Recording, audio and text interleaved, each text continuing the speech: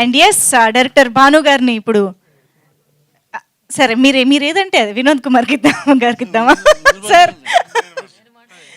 లేదు భాను గారు మీరు మాట్లాడండి ప్లీజ్. యా అసలు నేను మాట్లాడితే చాలా ఎక్కువ మాట్లాడాలి కానీ టైం లేదు, తక్కువ మాట్లాడతా. చాలా ఈ సినిమా తీయాలని ఫస్ట్ రవిశంకర్ గారు నన్ను పిలిచినప్పుడు నేను చాలా భయపడ్డాను. అంటే ఇలాంటి సినిమా చేయగలమా లేదా అనిపించింది. ఆయన కొన్ని ఐడియాస్ చెప్పారు కథలో, ఇలా ఉంటే బాగుంటుంది, ఇలా మార్పులు చేస్తే చాలా బాగుంటుంది. మీడియా అందరికీ నమస్తే. ఫస్ట్ ఆయన పిలిచి చెప్పారు. నాకు చెప్పినప్పుడు నేను చేయగలనో లేదో అనుకున్నాను, బట్ చాలా ప్రోత్సహించి కథను అద్భుతంగా రెడీ చేయించి, అలాగే డైలాగ్స్ అనిల్ గారు ఆయన చాలా హెల్ప్ చేశారు. అలాగే సూర్యప్రకాష్ గారు స్క్రీన్ ప్లే రైటరు, ఆయన ఒక ఆయన. తర్వాత శ్రీకర్, నా ఫ్రెండ్స్ అందరూ కొంచెం సపోర్ట్ చేశారు. మేము బ్యూటిఫుల్ స్క్రిప్ట్ రెడీ చేసాము, సినిమా తీద్దామని అనుకున్నాం. నేను చాలా క్లుప్తంగా చెప్తాను, ఎందుకంటే నా సినిమా గురించి కొంతమందికి తెలియాలి కాబట్టి నేను చెప్తున్నా. ఫస్ట్ హీరో ఎవరు అనుకుని ట్రై చేసాం.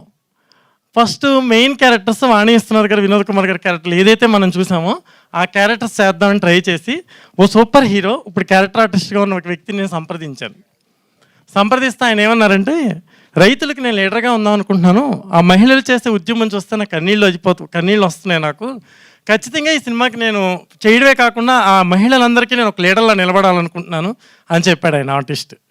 చెప్పిన తర్వాత కథ చెప్పడానికి రమ్మన్నారు. నేను ప్రొడ్యూసర్ని తీసుకుని కథ చెప్పడానికి వెళ్ళాను. కథ స్టార్ట్ చేసిన 5th minute ఆయన డోర్ లాక్ చేశారు. డోర్ లాక్ చేసి వెనక బయట మా వైఫ్ వాళ్ళు ఉన్నారు. ఈ సినిమా నేను చేయడం వలన మ్యారేజ్కి ఎదిగిన కూతురు ఉంది, ఇప్పుడు నేను ఆ సినిమా చేశానంటే నా పిల్ల మ్యారేజ్ కూడా ఇబ్బంది అవుద్దామో అనిపిస్తుంది. ఇలాంటి కథలు, ఇలాంటి జనం గురించి, ఇలాంటి ఫార్మర్స్ గురించి ఇలా ఉంటుందని కథ నేను ఊహించలేకపోయాను, సో నేను ఈ సినిమా చేయట్లేదు అని చెప్పారు. చెప్పినప్పుడు అదే క్యారెక్టర్ ఆర్టిస్ట్ వాణి విశ్వనాథ్ గారి క్యారెక్టర్ ఏదైతే అనుకున్నామో కో ఆర్టిస్ట్ కూడా టాప్ ఆర్టిస్ట్ నా ప్రీవియస్ సినిమాల్లో కూడా చేశారు, ఆవిడ కూడా డ్రాప్ అయిపోయారు. సో ఓకే, వీళ్ళిద్దరూ డ్రాప్ అయిపోయారు. మన హీరో ఎవరు అని ట్రై చేస్తే అమరావతి రైతుల్లో కొంతమంది ఒక హీరోని సపోర్ట్ చేశారు. ఆ హీరో 3 months తిప్పిన తర్వాత 3rd month కథ విన్నాడు.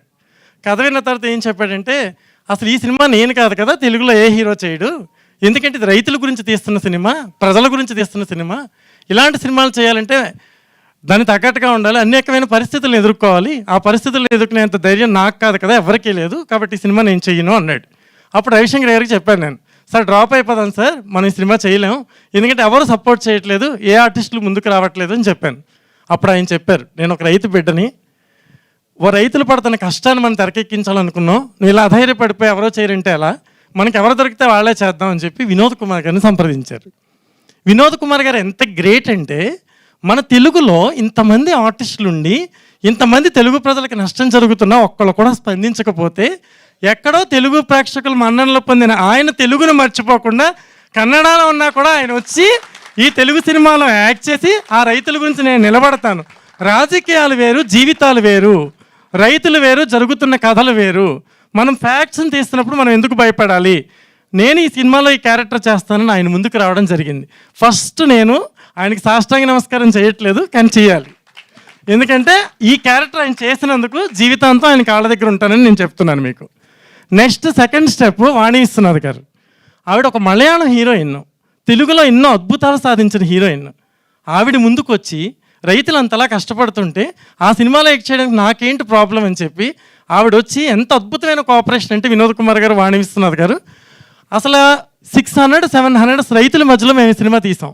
ఆ రైతులంతా రియల్ ఫార్మర్స్, ఎవరైతే రాజధానికి భూములు ఇచ్చారో ఆ లేడీస్ అంతా వచ్చి యాక్ట్ చేసేవారు. వాళ్ళు మార్నింగ్ ఇంట్లో పని చేసుకోవాలి, మొత్తం పాడి ఉంటుంది, వాళ్ళకి పంటలు ఉంటాయి, అవన్నీ చూసుకోవాలి, పిల్లల్ని కారియర్ పెట్టాలి, స్కూల్కి పంపించాలి, అవన్నీ పంపించి లొకేషన్కి వచ్చేవారు. వాళ్ళు వచ్చి లొకేషన్లో మళ్ళీ యాక్ట్ చేసి మళ్ళీ ఈవినింగ్ వరకు యాక్ట్ చేసి ఇంటికి వెళ్ళిపోయేవారు.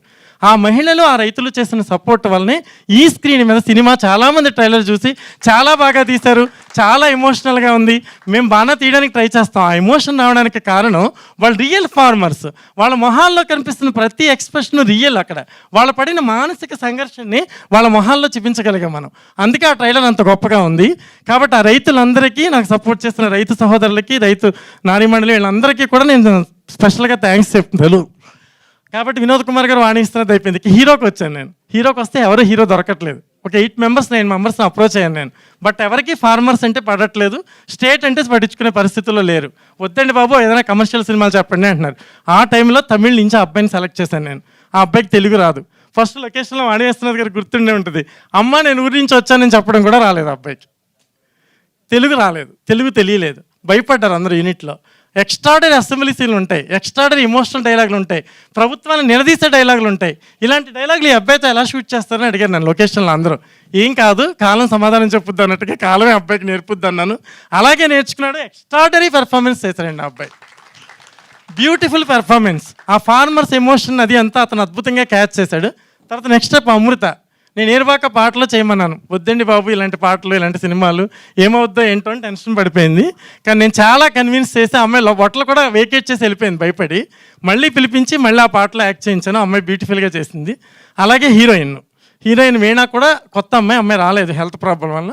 ఆ అమ్మాయి కూడా చాలా బ్యూటిఫుల్గా చేసింది. డైలాగులు అద్భుతంగా ఉంటాయి ఈ సినిమాలో. మేము ఇన్ని కష్టాలు పడి సినిమా తీసింది ఒక పార్టీ కోసం కాదు. ఒక ఫ్యాన్ గుర్తు అంటే వైఎస్ఆర్సీపీ అంటారు, ఒక ఇంటి గుర్తు అంటే ఒక నాగల గుర్తు అంటే తెలుగుదేశం అంటారు, ఒక కారు గుర్తు అంటే కేసీఆర్ పార్టీ అంటారు, ఓ హస్తం గుర్తు అంటే మనం కాంగ్రెస్ పార్టీ అంటాం. నాది జాతీయ జెండా లాంటి సినిమా. జాతీయ జెండా ఎవరిదని అడిగితే ఏం చెప్తాం? జాతీయ జెండా ఎవరిది అని అడిగితే మావాడిది అంటాం. దాని కులం ఉండదు, మతం ఉండదు, ప్రాంతం ఉండదు. భారతదేశంలో ప్రతి ఒక్కడికి ఆ జెండా మీద హక్కు ఉంటుంది. అలాగే నా సినిమా కూడా జాతీయ జెండా లాంటిది, అందరికీ ఉపయోగపడే సినిమా ఇది. రైతు అంటే ఎవడకు కాదు, రైతు అంటే భూమిని దున్నేవాడే కాదు, భూమిని పండించిన తినేవాడు కూడా రైతు బిడ్డ లాంటి వాడే. ఆ ఉద్దేశంతోనే నేను చెప్తున్నాను. రవిశంకర్ గారి గురించి చెప్పాలంటే ఎన్నో రోజులు, నేను ఎక్కువ మాట్లాడుతాను అనుకోవద్దు, ఎందుకంటే మేము పడిన కష్టం మీకు తెలియాలి కాబట్టి నేను చెప్తున్నాను. చాలాసార్లు సీన్లు తీస్తున్నప్పుడు కొంతమంది రైతులకి అనివార్య కారణాల వలన ఎవరైనా ఊర్లో చనిపోయినా, ఆ ఊర్లో ఏదైనా పెద్ద ఫంక్షన్ ఉన్నా, అక్కడికి ఏదైనా పొలిటికల్ మీటింగ్స్ జరిగినా, ఈ డిస్టర్బెన్స్ జరిగినా ఆ ఊర్లో విలేజెస్కి రావడం కుదిరేది కాదు. అలా అసెంబ్లీ సీన్ తీయాలంటే కనీసం ఒక 700-800 మెంబర్స్ ఫార్మర్స్ కావాలి మాకు. బట్ ఆ ఫార్మర్స్ వస్తే కానీ షూటింగ్ చేయలేం. అలా 2 రోజులు 3 రోజులు 4 రోజులు అలా వెయిట్ చేసి ఆ సీన్ అవ్వకపోయినా, అమౌంట్ ఖర్చు అయిపోయినా కూడా పర్వాలేదు, అనుకున్న ఎఫెక్ట్ రావాలని మళ్ళీ ఆ రైతులు 700 మంది సమీకరించే వరకు సుధాకర్ గారు, నరేంద్ర గారు ఇలా చాలామంది బ్యూటిఫుల్గా సపోర్ట్ చేశారు బాగు. వాళ్ళందరూ మళ్ళీ ఆ రైతులు ఒరిజినల్ రైతులు వచ్చాక మాత్రమే మేము షూటింగ్ చేసేవాళ్ళం. అలా ఆయన ప్రొడక్షన్ విలువలు కూడా ఎంతో పెంచి, డబ్బు కాదు మనం ముందు రైతు పెట్టిన ఇంచు భూమి కూడా ఆయనకి లేదు. ఆయన సినిమా చేయడానికి కారణం కేవలం రైతుల మానసిక సంఘర్షణ ప్రజలకు తెలియాలని. ఈ రైతుకు సంబంధించిన సంఘర్షణలో ఏ క్యారెక్టర్లు ఎలా ప్రవర్తించినాయో కళ్ళకు కట్టినట్టు ఈ సినిమాలో చూపించడం జరిగిందండి.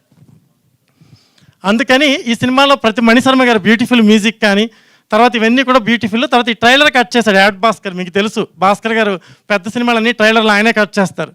ఫస్ట్ మా ప్రేక్షకుడు ఆయనే. ఈ సినిమా రెడీ అయిన వెంటనే సినిమా తీసుకెళ్ళి ఆయనకి ఇచ్చాను నేను.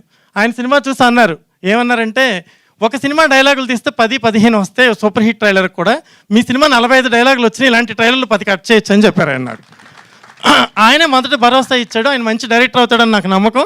సో ఆయన జడ్జిమెంట్ తీసుకుని నేను ముందుకు వెళ్ళిపోయాను. రవిశంకర్ గారు ప్రతి నిమిషంలోనూ ప్రోత్సహించి, మేము బయలుదేరితే అక్కడ షూటింగ్ ఆపేస్తే అమరావతిలోనే మేము షూట్ చేసాం సినిమా. ఎక్కడ ఒరిజినల్ రైతులు డొనేట్ చేస్తారో ఆ భూముల్లోనే తీశాను నేను సినిమా వెళ్ళి, ఆ ప్రాంతంలోనే సినిమా తీశాను. ఏదైనా ప్రాబ్లం వస్తుంది, ఆగిపోద్ది సినిమా, ఏంటి పరిస్థితి అని మా యూనిట్ అంతా భయపడిపోయి, మా అసిస్టెంట్స్ ఆల్సో, నా అసిస్టెంట్లు కూడా నాకు సపోర్ట్ చేయలేదు కొంతమంది. ఎందుకండి ముళ్ళకంప మీద మనం చేరేసుకోవడం లాంటిది సినిమా చేయడం ఎందుకు వద్దంటే, నేను రవిశంకర్ గారి దగ్గరికి వెళ్ళి చెప్పా, సార్ మనం చేయడం వల్ల అనేకమైన లాస్ అంటున్నారు, ఇక్కడి నుంచి అక్కడికి వెళ్తే షూటింగ్ ఆపేస్తారు, 25-30 lakhs లాస్ వస్తుంది, మనకి ఆలోచిద్దామండి అన్నాను నేను. లేదు అక్కడికి వెళ్ళాక కదా తెలిసేది పోయింది ఉంది అనేది. మనం రైతుల కోసం సినిమా చేయాల్సిందే, మన రాజధాని మీద సినిమా తీయాల్సిందే. ఆయన పట్టుబట్టి ఎంతో శ్రమపడి, ఒక్కళ్ళ సపోర్ట్ లేకపోయినా ఓన్లీ మాకు సపోర్ట్ చేసింది మహిళలు. రైతు ఫారం అక్కడ చేసిన రైతులు, మహిళా రైతులు, మన జెంట్స్ రైతులు, వీళ్ళే చేసింది మాకు సపోర్ట్. కానీ ఎవరి నుంచి ఆయనకి ఎటువంటి సపోర్ట్ రాకపోయినా ఒకే ఒక మగాడిగా ఆయన నిలబడి ఈ సినిమాను ముందుకు తీసుకొచ్చారు. ఇందులో యాక్ట్ చేసిన వాణి విశ్వనాథ్ గారికి, వినోద్ కుమార్ గారికి, అందరికీ కూడా నేను థ్యాంక్స్ చెప్తున్నాను. అలాగే కోటగిరి వెంకటేశ్వరరావు గారు ఎడిటింగ్ ఈ సినిమాకి, ఆయన బ్యూటిఫుల్ ఎడిటింగ్ చేస్తారు, ఈ సినిమాకి ప్రాణం పోశారు. ఆయనకు కూడా నేను చాలా థ్యాంక్స్ చెప్తున్నాను. సినిమాలో పనిచేసిన టెక్నీషియన్స్ అందరికీ చెప్తున్నాను. నా అసిస్టెంట్ లాస్ట్ వరకు ధైర్యంగా కొంతమంది నా వెనకాల నడిచిన వాళ్ళందరికీ థ్యాంక్స్ చెప్తున్నాను. ఇప్పుడు నేను యాక్చువల్గా చెప్పబోయేది ఏంటంటే, ఈ సినిమా పొలిటికల్ సినిమా కాదు. ప్రతి వెబ్సైట్ కానీ, ప్రతి యూట్యూబ్లో కానీ, ప్రతి చోట కానీ చాలామంది దిస్ ఈజ్ పొలిటికల్ ఫిల్మ్ అని చెప్తున్నారు. నాది సినిమా పొలిటికల్ ఫిల్మ్ అని చెప్పే అంశం నేను ఏది సినిమాలో చూపించలేదు. ఒక ఇన్సిడెంట్ జరిగింది, ఒక యథార్థ సంఘటన జరిగింది.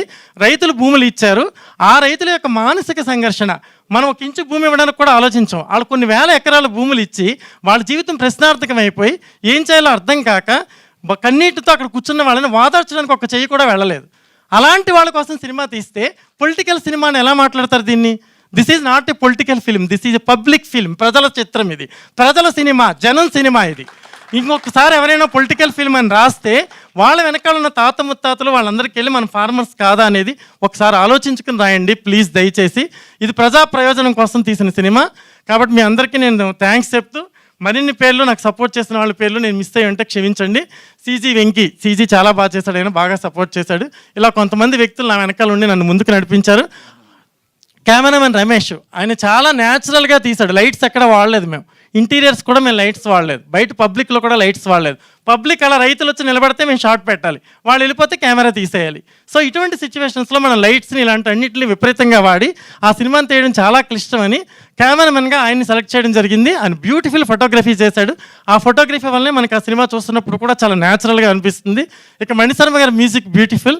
డైలాగుల గురించి చెప్పాలంటే అనిల్, ఆయన తెలంగాణ అబ్బాయి బేసికల్గా, అతను ఆంధ్ర గురించి అంత అద్భుతమైన డైలాగులు రాస్తారంటే ఒకసారి ఆలోచించండి. ఆ సమస్య ఎంతవరకు ఉందో, ఎంతవరకు తెలిసిందో. అతను బ్యూటిఫుల్ డైలాగులు అందించాడు. నాకు బాగా నచ్చిన డైలాగ్ ఒకటి ఉంది. ఆడవాళ్ళు ఉద్యమంలోకి వచ్చినప్పుడు ఆయన చెప్తాడు, ఆయన రాశాడు ఒక డైలాగ్ ఏమనంటే, తెలుగింటి సాంప్రదాయం ప్రకారం ఆడపిల్ల గడప బయట కూర్చోవాలి, ఉయ్యాల్లో బిడ్డను జోకొట్టే ఆడది ఉద్యమంలోకి వచ్చి జై కడితే ప్రళయం కాక ఇంకేంటి అని చెప్పి ఒక డైలాగ్ రాశాడు.